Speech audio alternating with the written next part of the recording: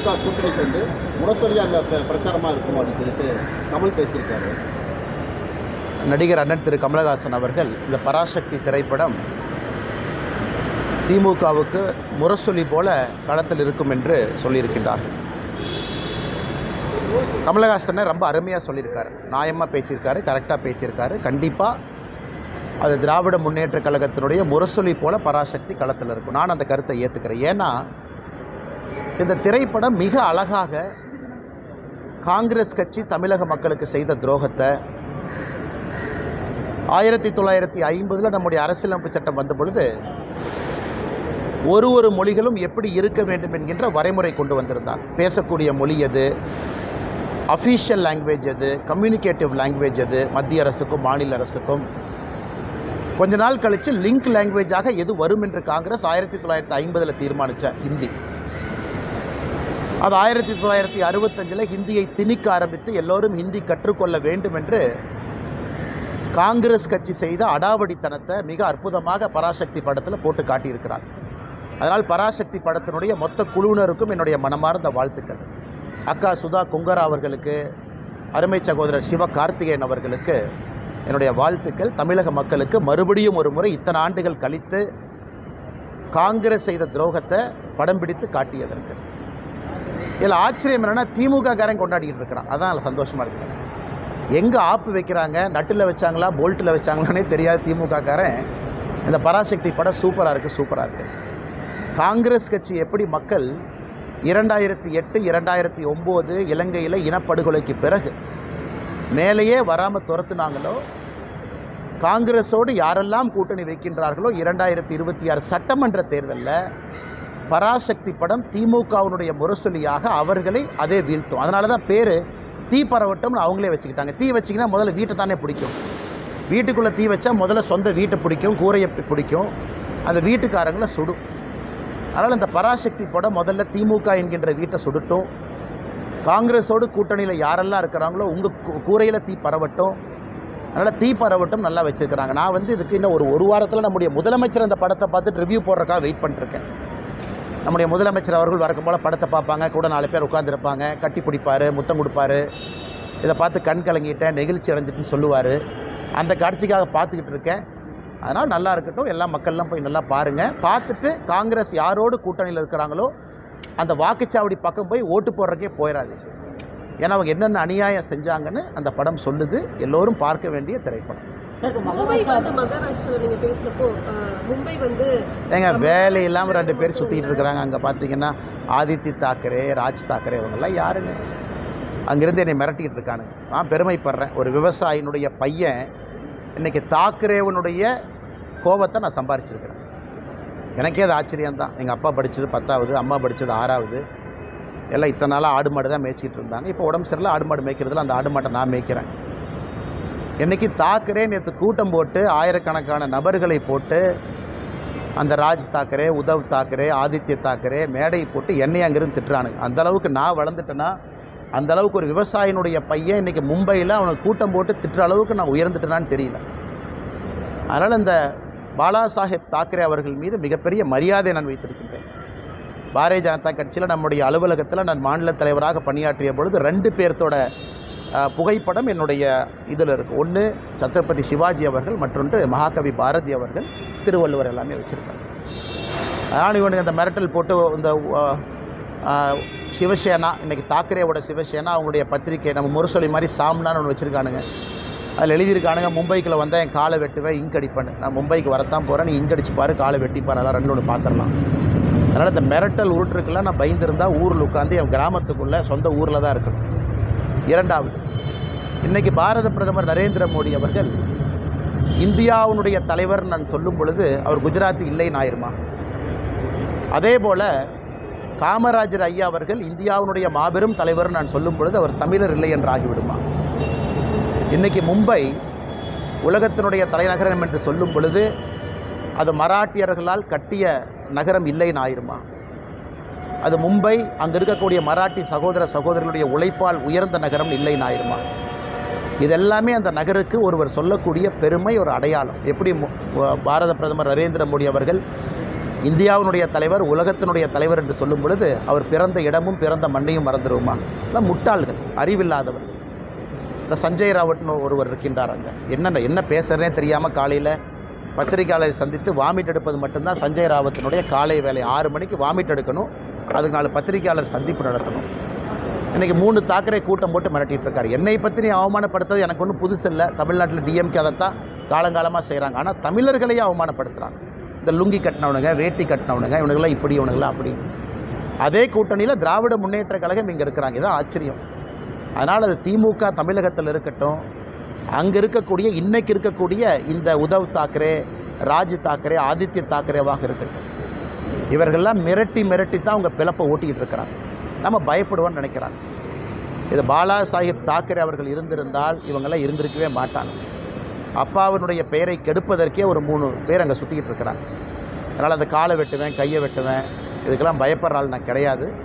அதே நேரத்தில் ஒரு விவசாயினுடைய மகன் கிராமத்திலேருந்து வந்திருக்கக்கூடிய நான் தாக்கரே மீட்டிங் போட்டு லட்சக்கணக்கான ஆளை போட்டு ஸ்டேஜில் நீ திட்டுற அளவுக்கு வளர்ந்துட்டேன்னு நினைக்கும் பொழுதும் கூட அந்த பாரதிய ஜனதா கட்சி தான் அந்த வாய்ப்பையும் எனக்கு கொடுத்துருக்குன்னு நினச்சி நான் பெருமையும் அடையும். சார், இன்னைக்கு தாவேக தலைவர் விஜய் சிபிஐ விசாரணைக்கு டெல்லிக்கு போகிறாரு. இது அரசியல் களத்தில் என்ன தாக்கத்தை ஏற்படுத்தும் நினைக்கிறீங்க? தெரியலிங்கன்னா சிபிஐ விசாரணைக்கு கூப்பிட்றாங்க. திரு விஜய் அவர்கள் விசாரணைக்கு போயிருக்கிறாங்க, சம்மன் கொடுத்துருக்குறாங்க. போய் எல்லாருமே அவங்க கருத்தை சொல்ல போகிறாங்க. ஒரு சம்மன் கொடுக்குறனால யாரும் குற்றவாளி ஆக போவது கிடையாது. நமக்கு சம்மன் கொடுக்குறாங்க, போகிறோம், சில வழக்குகளை பேசிட்டு வர்றோம், அதெல்லாம் ஓகேங்கண்ணா. அதனால் முறைப்படி சம்மனுக்கு முறைப்படி அவங்க ஆஜராகிறாங்க. இதில் நான் எதுவும் உள்ளே போந்து நான் கருத்து சொல்ல விரும்பலை. அதனால் நல்லபடியாக போயிட்டு வரட்டும். இடி, சிபிஐ, இன்கம் டேக்ஸ் டிபார்ட்மெண்ட் இதை தொடர்ந்து இந்த சென்சார் போர்டும் இப்போது பிஜேபியோட கைப்பாக செயல்படுது. ஜனநாயகம் விஷயத்தில் எம்கே ஸ்டாலின் அவர்களுடைய ட்வீட் இது உங்களுடைய கருத்து?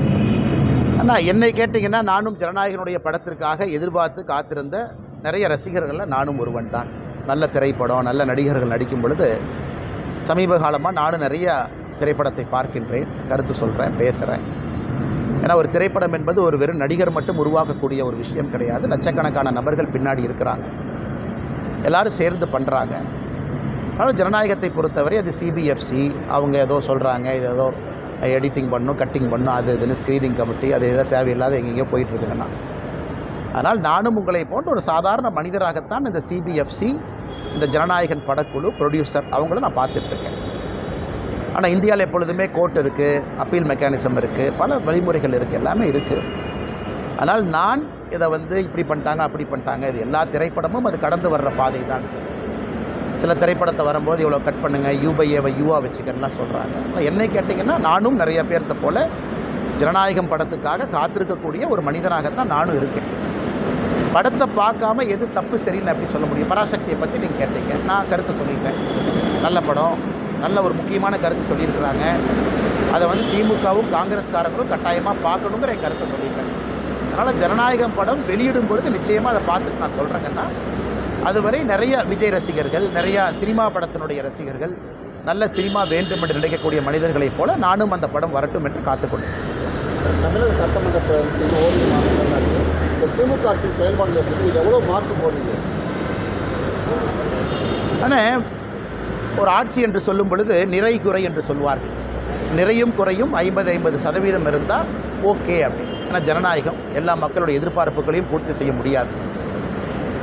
குறைகள் அதிகமாகவும் நிறைகள் மிக மிக குறைவாகவும் இருக்கக்கூடிய ஆட்சியாகத்தான் நான் பார்க்குறேன்.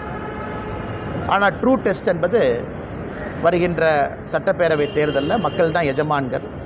அந்த எஜமான்கள் இவிஎம் மிஷினில் அவங்க போய் முடிவு செய்வாங்க. அதனால் எஜமான்கள் போடக்கூடிய மார்க்குக்காக காத்திருப்போம். நிறைய குறைகளும் கொஞ்சம் நிறைகளும் இருக்கக்கூடிய ஆட்சியாகத்தான் இந்த 4.5 ஆண்டு கால திராவிட முன்னேற்ற கழகத்தினுடைய ஆட்சி நான் பார்க்குறேன். ஆனால் மார்க்கு போட தகுதியானவங்க நம்முடைய எஜமான்கள் மக்கள். என்னை போன மனிதர்கள்லாம் மார்க் போட்டால் அது சரியாக இருக்காது. நீங்கள் திமுக நிறைய ஊழல் பற்றி அளிப்பீங்க. இப்போ எதிர்கட்சி தலைவரும் எடப்பாடி ஆளுநர்கள் மனு கொடுத்துருக்காரு ஊழல் பற்றி. நல்லது தாங்கண்ணா, நல்லது தான்.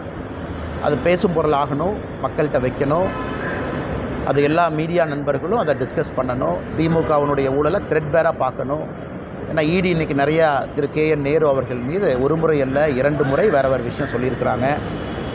அது இன்றைக்கி தான் உப்புக்கு சப்பானியாக DVSC, department of vigilance and anti corruption, அதுக்கு ஒரு நேம் சேக் ஒரு FIR போட்ட மாதிரி தெரியுது. அதுவும் இன்னும் மீடியா நண்பர்களுக்கு அவங்க ரிலீஸ் பண்ணல, அதுவும் பொதுவெளியில் வரல என்ன பண்ணியிருக்காங்க. அதனால் மக்கள் இதெல்லாம் பார்த்துக்கிட்டு இருக்காங்க. ஏன்னா பல்வேறு அமைப்புகள் வெளியிருந்து சாதாரண நபர்கள் எல்லாருமே இன்றைக்கி ஊழலை பற்றி பேசுகிறாங்க. அதனால் நிச்சயமாக இது பேசும் பொருள் என்று சொல்வதை விட சாதாரண மனிதர்களை பாதிக்கக்கூடிய ஒரு பொருள். அதற்காக காத்திருப்போம். மக்கள் என்ன சொல்கிறாங்க, மக்கள் எப்படி இதை பார்க்குறாங்கன்னு. என்னை பொறுத்தவரை ஊழல் என்பது சாதாரண மனிதனுடைய நார்மல் வாழ்க்கையை தொட ஆரம்பிச்சிருச்சு. அதனால் நிச்சயமாக அது இவிஎம் மிஷினில் அவங்களுடைய கருத்தை அவங்க தெரிவிப்பாங்க.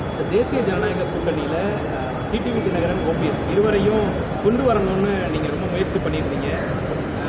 2-3 தினங்களுக்கு முன்பாக டிடிவி தினகரன் அமித்ஷாவை சந்தித்து தான் தகவல் இருக்குது. தேசிய ஜனநாயக கூட்டணியில் இணையத்துக்கு சம்மதிச்சிட்டாருன்னு ஒரு தகவல். ஆனால் எனக்கு தெரியாது. நான் டிடிவி என்ன சந்திச்சேனான்னு நீங்கள் கேட்டிங்கன்னா நான் பதில் சொல்லுவேன். அவர் யாரை சந்தித்தார் எனக்கு தெரியாதுங்கன்னா. என்னுடைய கருத்தில் ஆரம்பத்திலிருந்து எந்த மாற்றமும் இல்லை. நான் ஒரே கருத்தில் தான் இருக்கேன். நன்றிங்க.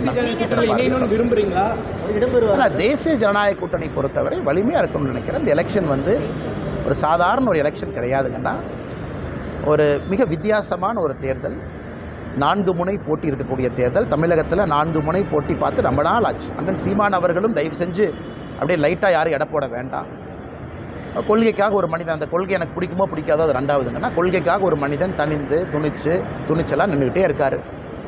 கேண்டிடேட்டை போட்டுக்கிட்டே இருக்கார். தேர்தலுக்கு தேர்தல் நிற்கிறாரு.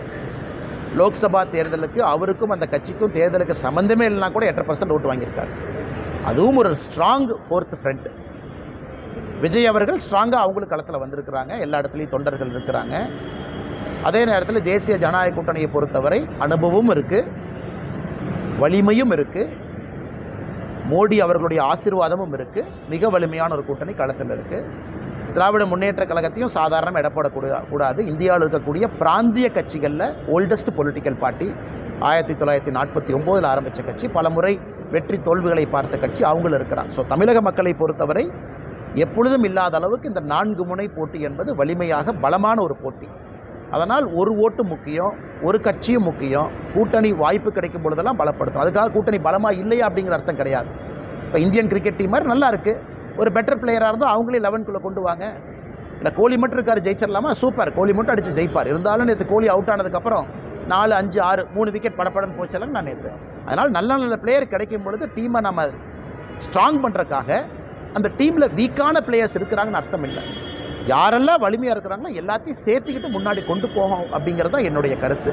அதை யாராச்சும் இல்லைன்னா இவங்க இருந்தனால தான் இப்போ வலிமை இல்லாதனால உங்களை கொண்டு வரேன்னு சொல்கிறீங்களா? அப்படி இல்லை. எவ்வளவுக்கு எவ்வளோ வலிமையாக இருக்கிறோமோ 4 முனை போட்டியில் அவ்வளோக்கு எவ்வளோ எல்லாத்துக்கும் நல்லது. டீமில் வந்து புது பிளேயராக விஜய் இறக்குனாரு. அண்ணன் 11 பிளேயரு, அதுக்கு மேலே ஃபீல்டிங் கோச்சு, பேட்டிங் கோச்சு, நிறையா கோச் இருக்கிறாங்க. அந்த கோச்செல்லாம் சேர்ந்து தீர்மானிக்கணும். அப்புறம் ஸ்பெக்டேட்டர் இருக்கிறாங்க, ஸ்பெக்டேட்டருக்கு அது பிடிக்கணும். ஏன்னா கிரிக்கெட்டுங்கிறது வெறும் 11 பிளேயர் ஆடிட்டு வந்தால் மட்டும் அழகு இல்லைங்கண்ணா. அந்த 11 பேரை பார்க்குறதுக்கு 1 லட்சம் பேர் போய் கைத்தட்டினா தான் அழகு. யார் சேரணும், யார் பிரியணும் அப்படிங்கிறதுக்கெல்லாம் பொறுத்திருந்து பார்ப்போம். காலம் தான் பதில் சொல்லும். ஒத்த கருத்துடையவர்கள் ஒன்றே நேரம். அந்த ஒத்த கருத்து என்னன்னா திமுக தோற்றலாம் அப்படின்னு அதிமுகவுடைய முன்னாள் அமைச்சர்கள்லாம் சொல்லிட்டு இருந்தாங்க. விஜயுடைய ஒத்த கருத்தும் அதுதான், திமுக வீழ்த்தணும்னு சொல்கிறாரு. அதிகப்படியான விமர்சனம். நேரம் இருக்குது, காலம் இருக்குங்கன்னா திமுகவை வீழ்த்துவது நோக்கமா? ஒத்த கருத்து எல்லாமே இணையணும். இல்லை, அண்ணன் கேட்ட கேள்வி நான் ஆமோதிக்கிறேன். அண்ணன் கேட்ட கேள்வி தவறு நான் சொல்லவே இல்லை. திமுகவை வீழ்த்துவது பிரதான நோக்கமா? ஒத்த கருத்து இருக்கவங்களாம் வரணுமா? ஓட் ஸ்பிளிட் ஆகக்கூடாதா? சரியான பார்வை தான். அந்த பார்வையில் எதுவும் தவறு இல்லை. அதே நேரத்தில் மக்கள் ஐடியாலஜியும் பார்க்குறாங்க. ரொம்ப எக்ஸ்ட்ரீம் முரண்பாடுகளாக இருக்கக்கூடிய ஐடியாலஜியை ஒன்றா போட்டிங்கன்னா அது ஒரு வெஜ் பிரியாணியை நான்வெஜ் பிரியாணி 2 சமைச்சு வச்சுட்டு வெஜ்ஜும் இல்லை நான்வெஜ்ஜும் இல்லை சென்டரில் இருக்க சாப்பிடுன்னு சொல்கிற மாதிரி. அதனால் ஏற்கனவே சொன்னது போல் இந்த எலெக்ஷனை பொறுத்த வரைக்கும் நான் கோச் இல்லை, இந்த எலெக்ஷனை பொறுத்த வரைக்கும் நான் கேப்டன் இல்லை, இந்த எலெக்ஷனை பொறுத்த வரைக்கும் உங்களைப் போல் நானும் அந்த பார்வையாளரில் ஒருத்தன். அதனால் கோச்சு கேப்டன் பல பேர் இருக்கிறாங்க. அவங்கெல்லாம் சேர்ந்து முடிவு பண்ணிட்டு எது சரியாக இருக்கும்னு. நான் தொடர்ச்சியாக இன்றைக்கி ஸ்பெக்டேட்டராக இருந்தாலும் கூட தமிழக மக்களுக்கு எது நல்லதுன்னு பேசக்கூடிய ஸ்பெக்டேட்டராக இருக்கேன். காலம் பதில் சொல்லட்டும்.